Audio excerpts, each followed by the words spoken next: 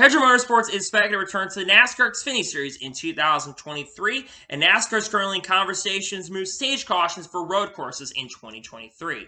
What's going on, guys? It's Daniel, and welcome back to our video. We've got a 10 NASCAR and other motorsports stories discussed here today on the channel. Let's go ahead and just jump straight into those really quickly. We're going to start with talking about Flat Rock Park, as it was announced on Friday that ARC East will be racing at Flat Rock Park in 2023. Flat Rock Park is a track currently, I believe, in Michigan, so really good to see a new track on the ARC East schedule. I don't believe the ARC East schedule has been revealed at this time, but it's expected to be an 8-race schedule in 2023. Glad to see a new track on the schedule, and hopefully the racing will be good in that track in 2023.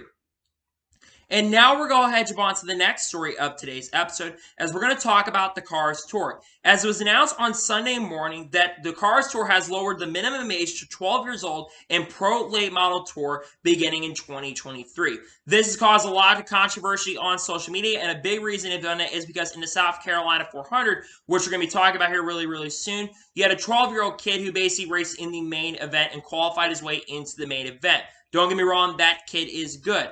I don't think I have a problem with this move, because we're seeing in some of the other divisions of racing, especially in ARCA right now, where they're letting 15-year-old kids in. So you basically have to kind of lower the minimum age just a little bit. My big concern with this move, though, is I really worry these kids could get seriously hurt, especially with these big stock cars. I'm very worried these kids could get seriously hurt. But generally, I don't really have a problem with this, though I will agree with a lot of people on that. We've had drivers like Chandler Smith and Chase Elliott come in. I just hope this has become a consistent thing where the series becomes a kids series in the future, and hope we can keep some veterans racing in this and we don't get rid of some of the veterans in the long term. That's just my opinion on that, though.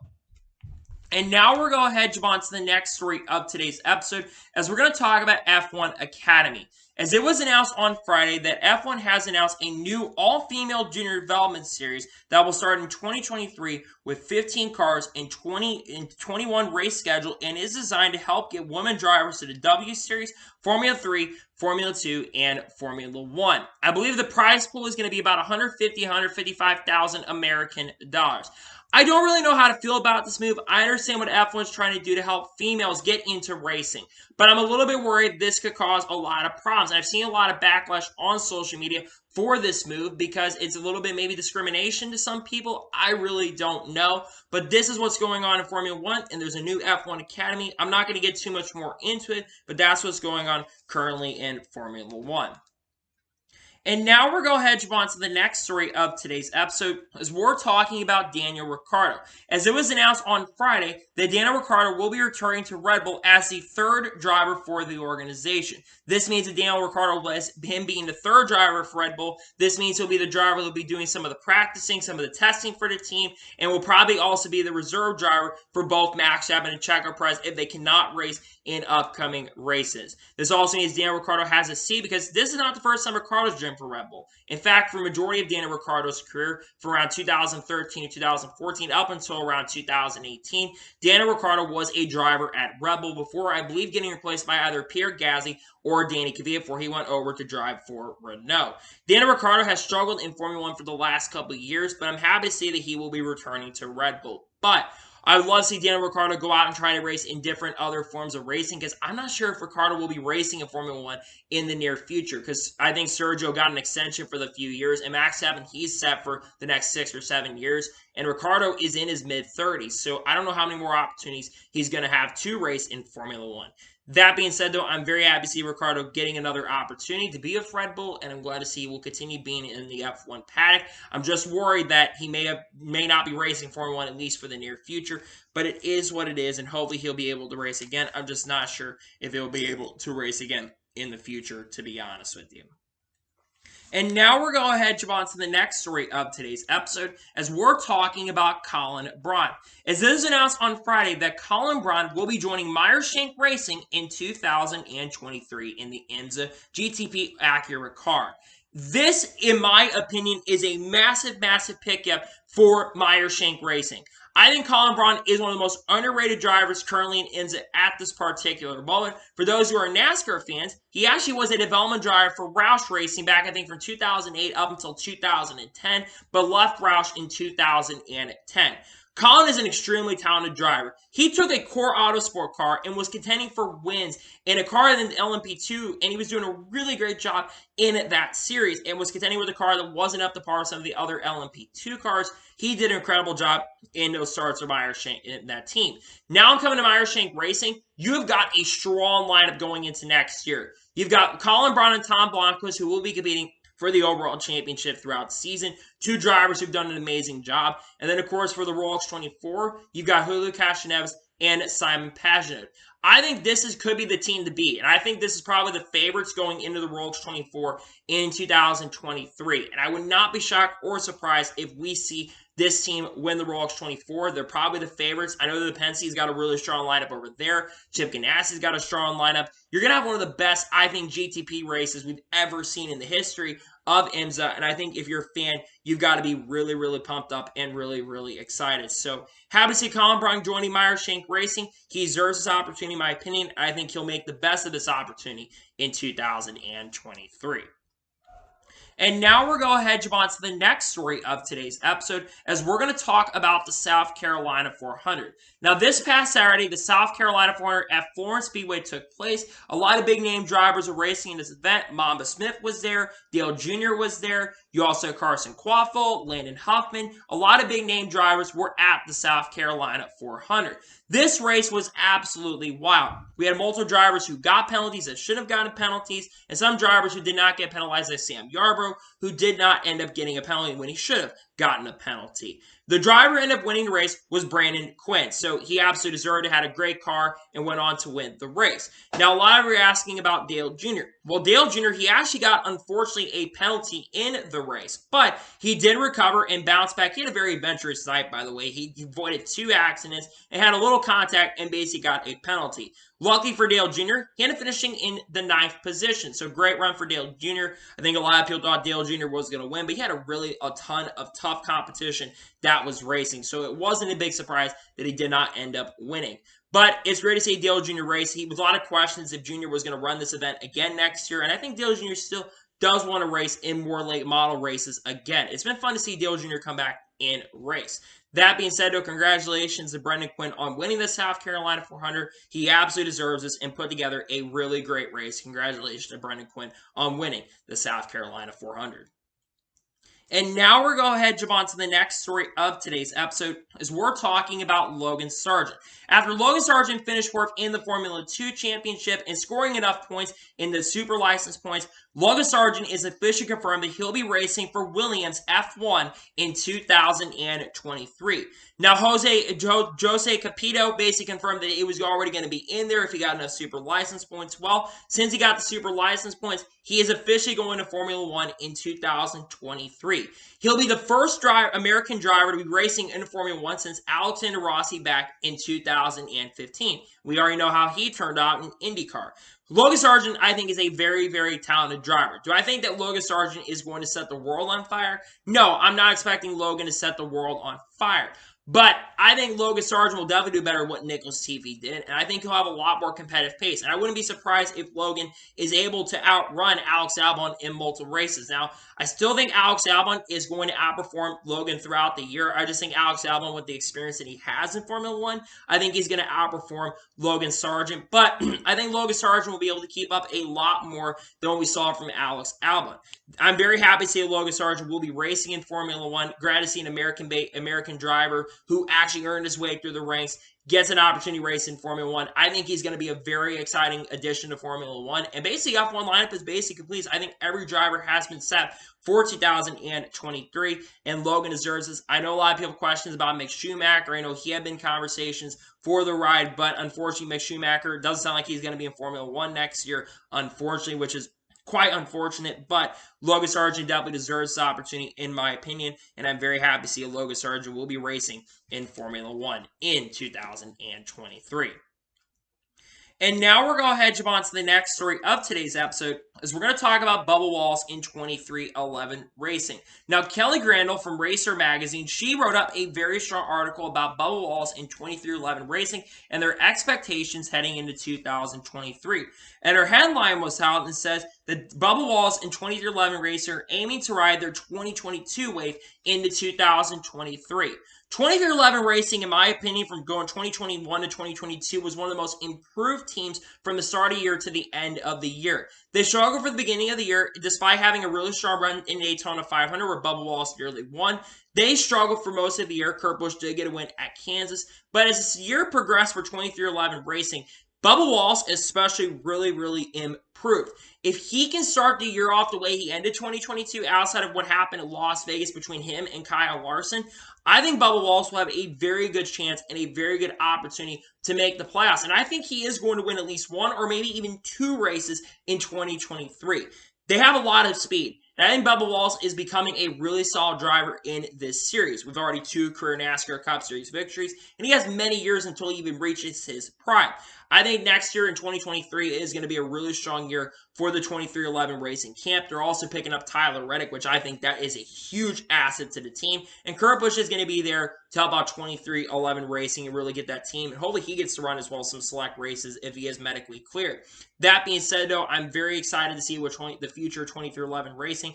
I think they may end up being stronger than Joe Gibbs Racing. I know that's a hot take, but I wouldn't be surprised if they are stronger overall than Joe Gibbs Racing, though. I will say I think that Joe Gibbs will be more consistent, but 2311 Racing is the first time we've had a second team be as competitive as they've been at Toyota since Furniture Row Racing. So there's definitely a lot of excitement in the air for both these drivers and for the team especially, and I think you have to be really excited if you're a fan. So go let this team can perform, and I'm excited to see what this team has in their future in store in 2023.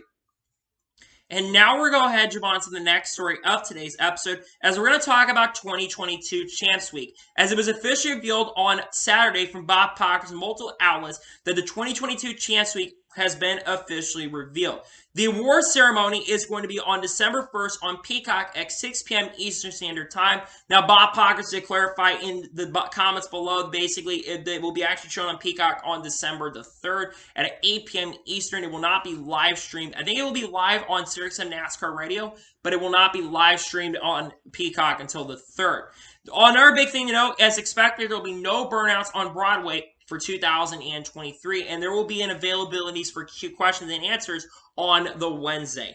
I'll talk about this for a second. Now, I'm disappointed nonetheless that there is going to be no burnouts on Broadway, but there's a couple reasons why there's no burnouts on Broadway. Number one, I think there's still a little bit of a shortage going on with the next-gen cars, so that makes a lot of sense. Number two, another big reason why I think this is happening is because I think there was Claudia or Danny B basically posted a photo basically showing that they're doing construction on the Broadway, so that's another big reason why they've gone ahead and not had it. I just feel like this year's Championships Week, after basically a really strong year, I feel like it's going to be a little bit of a lackluster Champions Week, and them not having burnouts on Broadway is disappointing. Now, I do think there's a good chance in 2023 they do return with burnouts on Broadway. I think they're going to want to return in 2023.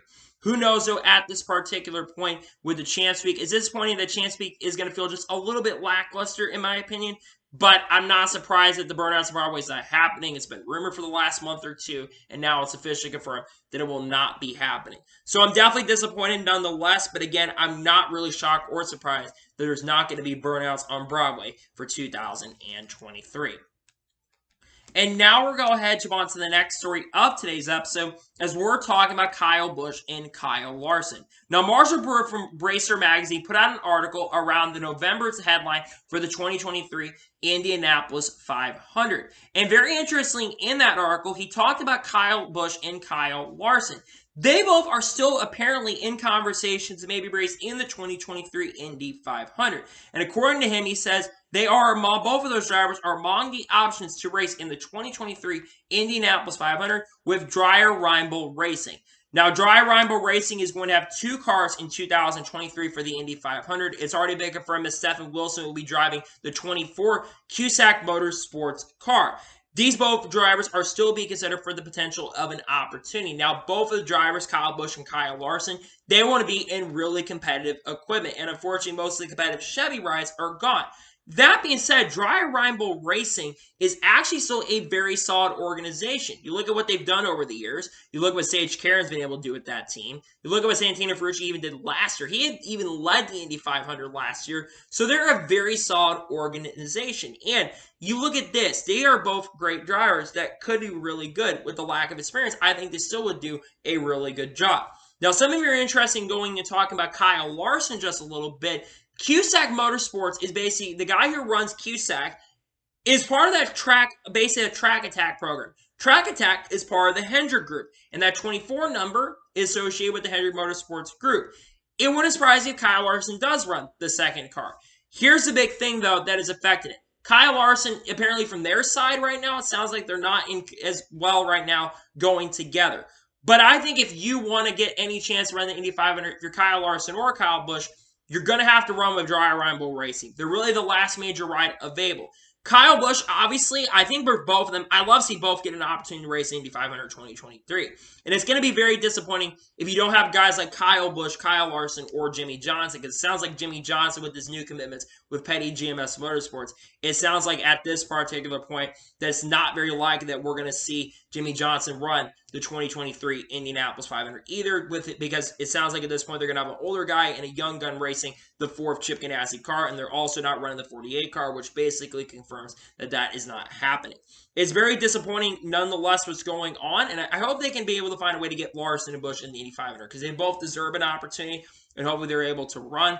Maybe also one day we get a driver like Chase Elliott. I think Chase Elliott would be another good driver in a particular future for him to maybe in the someday run the Indy 500. That being said, though, I hope it does happen. I know there's some rumors around that, and I know some big names have talked about this. Hopefully there's a chance that they could both maybe one day run the 2023 Indianapolis 500. And now we're going to go ahead and jump on to the next major story of today's episode, as we're going to talk about the upcoming TV deal. There was an article that came out from J-Ski from Front Office Sports, if I'm not mistaken, was a website that published this. There's some talk about the upcoming TV deal. Now, according to this article, NASCAR is asking for more TV revenue in the next TV deal. Their goal is to have a 10 to 15% increase in how much revenue they're getting. I believe every year currently at the moment for this TV deal, they're getting about $820 to $830 million. Their goal is to have $1 to $1.2 billion in the upcoming TV deal. Now, according to this article as well from Front Office Sports, the negotiations are expected to begin in early 2023. So those negotiations are expected to start here very, very soon. And it wouldn't shock or surprise me if there already are negotiations going on for this upcoming TV deal at this current moment. Now, right now, they're beginning those negotiations with NBC and Fox, and they still want to work with those providers.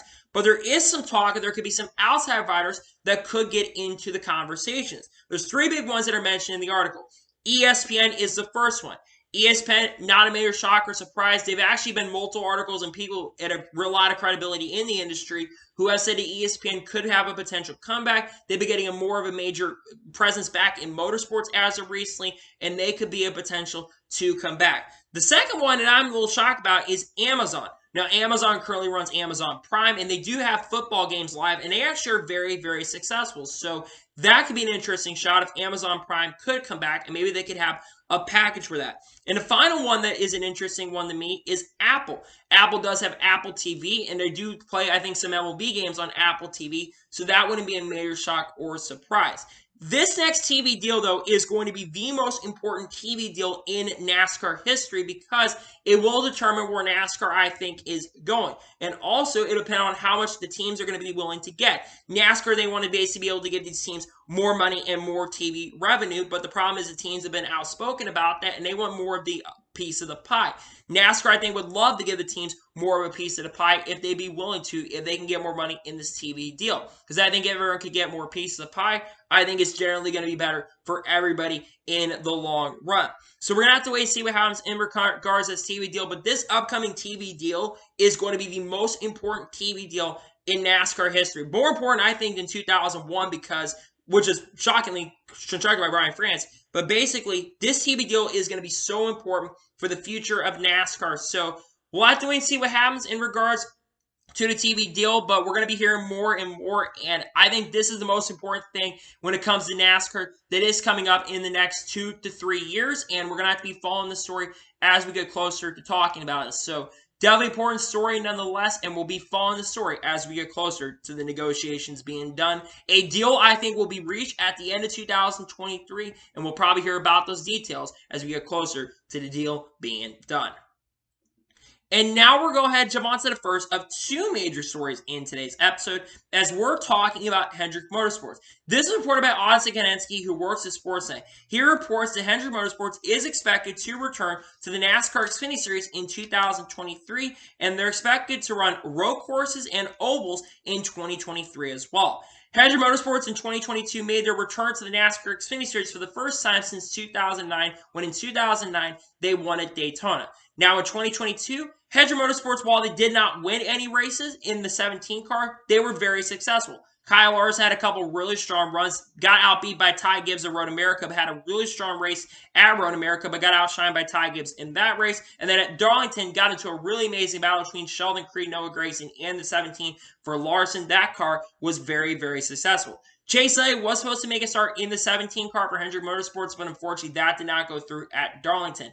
Alex Bowman, he made a starter too at Indianapolis Road Course and unfortunately got beat by AJ Allmendinger in that, but he ended up finishing in second. And William Byron also had some really strong runs in that number 17 car as well in his select starts. In 2023, I think they are going to have a better opportunity and a better chance to win. The drivers they got beat by, outside I think of like Sheldon Creed or Noah Gragson, Allmendinger, and Gibbs are all going to Cup next year. Now, obviously, how many races is this Hendrick car going to run in 2023?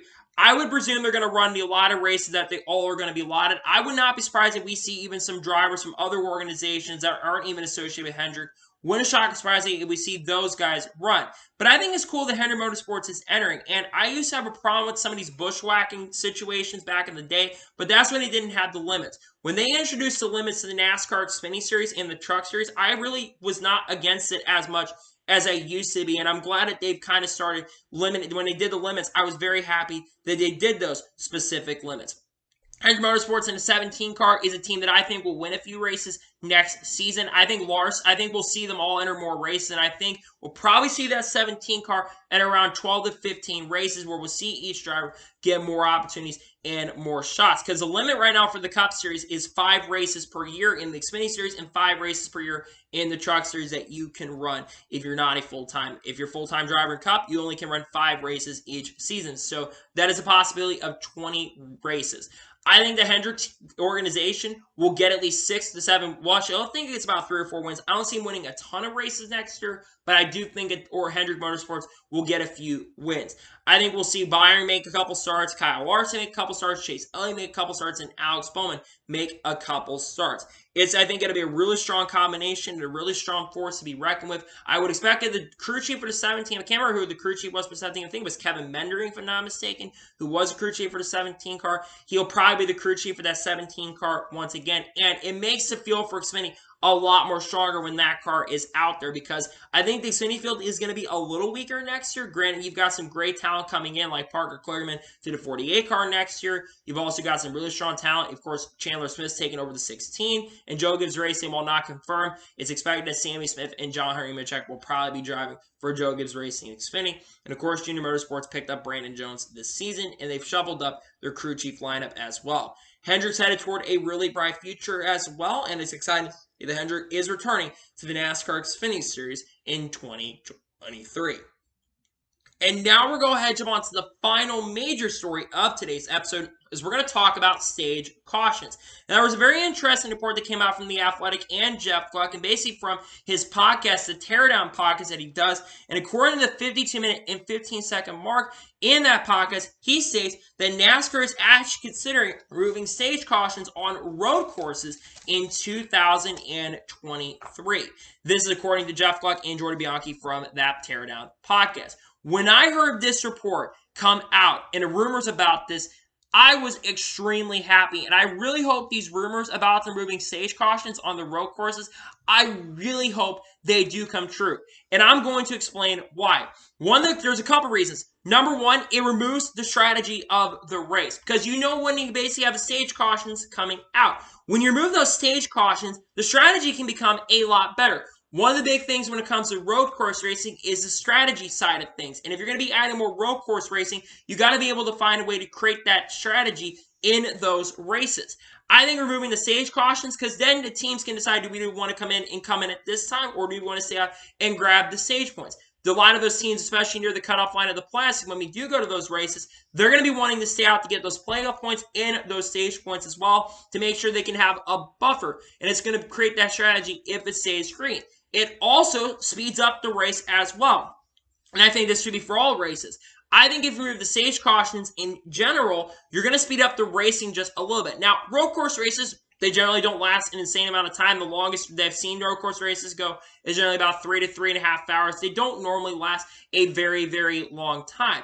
That being said, though, I think if you do shorten up the road course, you can basically shorten those road course races up by 30 to 35 minutes, and you can keep the flow of racing going as well. And that's one of my biggest gripes with stage racing is when you do have those stage cautions, you do have the possibility of letting the flow of racing go away, which is somewhat of a big problem because you want to keep that flow of racing going to keep people engaged. I think that's one of the biggest problems with stage racing in general. If they got rid of stage cautions in general, I personally would not have a problem with stage racing. I think the way that they do it, where they award points throughout the race, it makes a lot of sense because drivers can earn points for how they run throughout the race. If they crash out, but they've ran good throughout the race and they get a lot of stage points, they at least are rewarded with those specific stage points. And I think that is a good thing that they've done, especially in the last couple of years. I think removing stage cautions, though, just makes so much sense to me. And if they can do that, I think that is going to work wonders and benefits for the road course racing. I have been so frustrated with the fact that we've had these stage cautions come out because, again, it ruins the strategy of the racing. And I just don't like the fact because I think that's one of the biggest issues is it can then also, for these road course races, it could also become a fuel mileage race, which I think that'd be very, very fun if we could see a fuel mileage road course race. I remember back in watching the 07 Toyota Save Marv 350 where you had drivers like Jamie McMurray who were up front all day running out of gas and wonder if Juan Montoya was gonna make it. I think if you remove those stage cautions, I think that's going to benefit the road course racing as a whole. And I know a lot of fans who are wanting these stage cautions to be done. Plus, especially if a caution comes out near the end of these stages, you do have the possibility of them extending and being like 20 to 30-minute cautions. Again, speeding up the process of these races. Some of these races, especially road course races, don't need to be as long as they do. And I think that if you remove these stage cautions, especially for the road courses, I really do believe that the racing itself is only going to get a lot better. So I am hoping that this actually is going to happen. I know it's just only a rumor at the moment, so keep this in mind. This is just a rumor. But when you have people like Jeff Gluck and Jordan Bianchi, who are two of the most credible reporters talking about it, and other people in the industry talking about this move, you kind of have to trust these people in a very major way. So I trust Jeff Gluck and these guys, and that's what they're hearing. And trust me, I think a lot of fans really want this to happen. I really hope there is a way they can remove it because I think it will help with the general flow of the racing because, again, that's a big thing. Flow of the race makes a lot of sense. You've got to have a flow of a race continue, and I hope that this ends up coming to fruition so we can basically get rid of these long cautions. The cautions are too long on road course. Sometimes they're 30 to 35 minutes. I've watched some races where if you take some of those cautions out, you can shorten the race up by 45 to 50 minutes. You can really shorten that up and make the racing a lot better. So I really hope this does come to fruition, and I hope they're able to add stage cautions. Well, remove the stage cautions going forward. Keep the stages. I think I have no problem with that, but get rid of the freaking stage cautions for crying out loud. So, that is it today's Law, NASCAR, and Motorsports video. I want to thank you guys for watching. Please like, subscribe to the channel, notifications on, to be notified when a video does go live on my channel. Follow me on Twitter, Facebook, and Instagram, as for me on Patreon as well. Let's go jump over that and combo your thoughts on today's video. What are your thoughts about NASCAR having conversations removing stage cautions for 2023? Let me know in the comments below. And what are your thoughts about Hendrick Motorsports expected to return to the Xfinity Series in 2023? Let me know in the comments below. Tomorrow on my channel, we should have another team preview dropping on the channel. I'll decide which one that will be. I'll put a poll out later today so you guys can vote on that. And then, of course, on Wednesday, we should have another NASCAR news video dropping. Thursday, there is going to be a Q&A dropping on the channel for Thanksgiving. Friday should be another special video dropping. And then Saturday or Sunday, we could see the 2023 Cup Series predictions drop. Keep your notification tabs on that. So anyway, like I said, I want to thank you guys for watching today's episode. And I'll see you guys next time for some more great, awesome NASCAR content and other motorsports content on the channel like this. Take care, everybody.